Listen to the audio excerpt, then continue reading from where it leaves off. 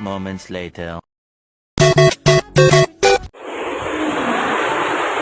Mbak, lagi ngapain, Mbak? Pakai nanya. Mbak, lagi ngapain sih? Dan gini, tugas informatika. Apa sih itu berpikir komputasional? Yang pertama, berpikir adalah suatu proses kognitif yang terjadi antara stimulus dan respon, yaitu menggunakan ingatan tertentu untuk memproses dan menarik informasi yang tersimpan dalam memori otak. Yang kedua, komputasional berasal dari kata komputasi yang merupakan suatu cara perhitungan memecahkan masalah dengan mengumpulkan data terlebih dahulu. Kegiatan utama berpikir komputasional ialah menyelesaikan masalah untuk menemukan solusi yang efisien, efektif, dan optimal sehingga solusinya bisa dijalankan oleh manusia maupun mesin. Apa aja sih karakteristik berpikir komputasional?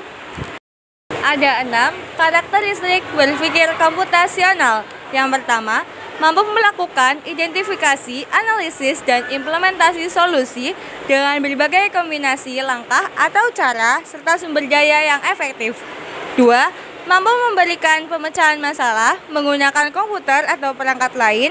3. Logika dalam pengelompokan dan menganalisis data. 4. Mampu melakukan representasi data melalui abstraksi dengan suatu model atau simulasi.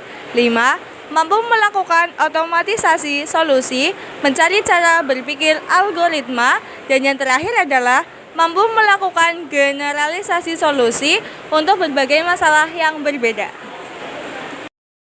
3 fondasi berpikir komputasional.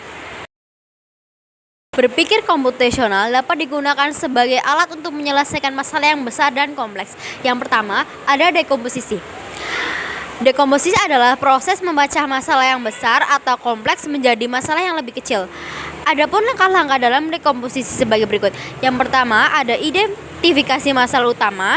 Yang kedua, buat serta susun daftar komponen-komponen penyusun atau utama. Yang ketiga, buat serta susun daftar bagian-bagian kecilnya. Yang keempat, buat rencana dalam menyelesaikan masalah tersebut sesuai urutan atau algoritma. Yang kelima, selesaikan setiap bagian-bagian kecil hingga ke detail. 2. Pengenalan pola. Pengenalan pola dapat diartikan sebagai cara menyelesaikan masalah atau submasalah dengan pola yang sama. Adapun cara pengenalan pola sebagai berikut. Yang pertama, melihat secara langsung. Melihat secara langsung bagi sebagian orang sudah biasa menebak atau membaca pola tersebut. Yang kedua, ada memikirkan dengan matang pola tersebut. Dan yang terakhir, merasakan pola. 3. Abstraksi, yaitu melakukan generalisasi dan mengidentifikasi prinsip-prinsip umum yang menghasilkan pola tertentu. Adapun langkah dari proses abstraksi sebagai berikut. Yang pertama, mengumpulkan submasalah dari hasil dekomposisi. Yang kedua, menentukan skala kebutuhan dari submasalah tersebut terhadap seberapa besar dampak dan submasalah tersebut terhadap masalah kompleks. Dan yang terakhir, menghilangkan submasalah yang memiliki skala kebutuhan tidak terlalu penting hingga tidak penting. 4. Algoritma.